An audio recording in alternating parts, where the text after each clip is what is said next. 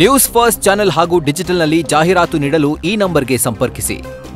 ಈಗ ಸರ್ಕಾರಕ್ಕೆ ನೀವೇನಾದರೂ ಅಂದರೆ SIT ತನಿಖೆಯ ವರದಿ ಯಾವಾಗ ಕೊಡಬೇಕು ಅಂತ ಏನಾದರೂ ಬಹಿರಂಗಪಡಿಸ್ಲಿಕ್ಕೆ ಏನಾದ್ರು ಹೇಳ್ತೀರಾ ಸರ್? ನಾವು ಮಧ್ಯಂತರ ವರದಿನೇ ನಾವು ಕೇಳಿದ್ರಿ. ವಿಧಾನಸಭೆ ಅಧಿವೇಶನದಲ್ಲೇ ನಾನು ಪ್ರತಿಪಕ್ಷದ ನಾಯಕನಾಗಿ ವಿಧಾನಸಭೆ ಒಳಗಡೆ ಮಧ್ಯಂತರ ವರದಿ ಕೊಡಿ ಅಂದೆ, ಕೊಡಲಿಲ್ಲ ಅವರು. ಯಾಕೆಂದರೆ ಮಧ್ಯಂತರ ವರದಿ ಕೊಟ್ಟರೆ ಅದರಲ್ಲೇ ಸಾಕಷ್ಟು ವಿಚಾರಗಳು ಬಹಿರಂಗ ಆಗ್ತೈತೆ. ಅದಕ್ಕೆ ಅವ್ರು ಹಿಂದೇಟು ಹಾಕಿದ್ರು. ಅವ್ರಿಗೆ ಇದನ್ನು ಡ್ರ್ಯಾಗಾನ್ ಮಾಡಬೇಕು, ಈ ಬಿಸಿಯನ್ನು ಡ್ರ್ಯಾಗಾನ್ ಮಾಡಿ ಇನ್ನೊಂದು 2-3 ತಿಂಗಳಾದಮೇಲೆ ಇದು ಎಲ್ಲ ನಿಂತೋದ ಮೇಲೆ ಆಮೇಲೆ ಕೊಡಬೇಕು ಅನ್ನೋದು. ಈಗಲೇ ಕೊಟ್ಟರೆ ಹಿಂದೂಗಳೆಲ್ಲ ತಿರುಗಿ ಬೀಳ್ತಾರೆ. ಸರ್ಕಾರ ಇಂಥ ಒಬ್ಬ ನೀಚ ಒಂದು ಕೆಲಸವನ್ನು ಮಾಡಿದೆ.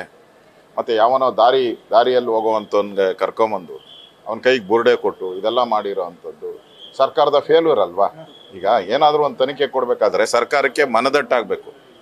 ಇಲ್ಲೇನೋ ಇದೆ, ಸತ್ಯ ಇದೆ ಅಂತ ಮನದಟ್ಟಾಗಬೇಕು. ಆ ಮನದಟ್ಟಾಗದಿದ್ದ ಮುಂಚೆನೇ ಕೊಟ್ಟಿದ್ದು ಫೇಲ್ಯೂರ್ ಅಲ್ವಾ?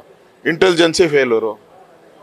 ಇಂಟೆಲಿಜೆನ್ಸಿ ಕರೆಕ್ಟಾಗಿದ್ದಿದ್ರೆ ಅವನು ಯಾರು ಏನು ಅನ್ನೋದು ಕ್ಲಿಯರಾಗಿ ಗೊತ್ತಾಗ್ತಾಯಿತ್ತು. Intelligence failure. ಅದ್ರ ಮೇಲೆ ತನಿಖೆ ಕೊಟ್ಟಿದ್ದು ಮುಖ್ಯಮಂತ್ರಿ ಫೇಲ್ಯೂರು.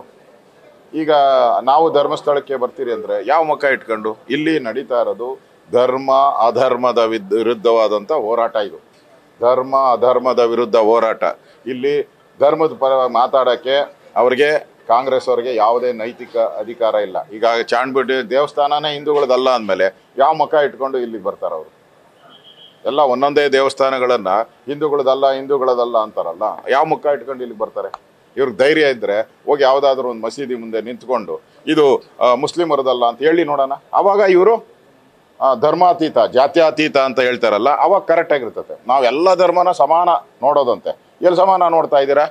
ಹಿಂದೂ ದೇವಸ್ಥಾನಕ್ಕೆ ಹೋದರೆ ಇದು ಹಿಂದೂಗಳದಲ್ಲ ಅಂತೀರಾ, ಅಲ್ಲಿ ಮಸೀದಿ ಹತ್ರ ಹೋದರೆ ಇದು ಮುಸ್ಲಿಮಾನರೇ ಅಂತೀರಾ. ಇದು ಯಾವ ಧರ್ಮ ಇದು ನಿಮ್ಮದು? ಅದಕ್ಕೆ ಇದು ನಾವಿವತ್ತು ದೊಡ್ಡ ಹೋರಾಟವನ್ನು ಮಾಡ್ತಾ ಇದ್ರಿ. ಇದರಿಂದ ಧರ್ಮ ಅದರ ಮಧ್ಯೆ ಹೋರಾಟ. ಕಾಂಗ್ರೆಸ್ ಅಧರ್ಮದ ವಿರುದ್ಧ ನಿಂತಿದೆ, ನಾವು ಧರ್ಮದ ಪರವಾಗಿ ಹೋರಾಟ ಮಾಡ್ತೇವೆ. ಅದೇ ಹೇಳ್ದಲ್ಲ, ಅದನ್ನೇ. ಈಗ ನೀವು ವಿಪಕ್ಷ ನಾಯಕರ ಕೇಳಿದ್ರಿ ಸರ್, ಮಧ್ಯಂತರ ವರದಿನೂ ಕೂಡ ಕೊಡ್ಲಿಲ್ಲ. ಫೈನಲಿ ಏನಂತ ಒತ್ತಾಯ ಮಾಡ್ತೀರಾ ಸರ್ ಸರ್ಕಾರಕ್ಕೆ? ಫೈನಲ್ ರಿಪೋರ್ಟ್ ಕೊಡಿ ಅಂತ ಕೇಳ್ತೀರಾ? ಏನ್ ಕೇಳ್ತೀರಾ? ಈಗ SIT ತನಿಖೆ ಮಾಡ್ತಾ ಇದ್ದಾರೆ. ಇದನ್ನ ಅಂತಾರಾಷ್ಟ್ರೀಯ ಮಟ್ಟ ಇರೋದ್ರಿಂದ ಚೆನ್ನೈ, ಕೇರಳ, ಎಲ್ಲ ದಿಲ್ಲಿ ಎಲ್ಲ ಕಡೆನೂ ಇವ್ರು ಹೋಗಿರೋದ್ರಿಂದ ಇದು NI ತನಿಖೆಗೆ ಕೊಡಬೇಕು. NI ತನಿಖೆ ಕೊಟ್ಟರೆ ಈಗ ಚೆನ್ನೈಯಲ್ಲಿ ಏನಾಗಿದೆ, ಡೆಲ್ಲಿಯಲ್ಲಿ ಏನಾಗಿದೆ, ಕೇರಳದ ತನಿಖೆ ಮಾಡೋಕ್ಕೆ ಅವ್ರಿಗೆ ಅಧಿಕಾರ ಇರೋದು. ನಮ್ಮ ರಾಜ್ಯದಲ್ಲಿ ಕಡಿಮೆ ಅಧಿಕಾರ. ಅದರಿಂದ NI ತನಿಖೆ ಕೊಡಬೇಕು ಆಗ್ರಹವನ್ನು ಮಾಡ್ತಾ ಇದ್ದೀನಿ. ನ್ಯೂಸ್ ಫಸ್ಟ್ ನಿರ್ಭೀತಿಯಿಂದ ನಿಮ್ಮ ಪರವಾಗಿ.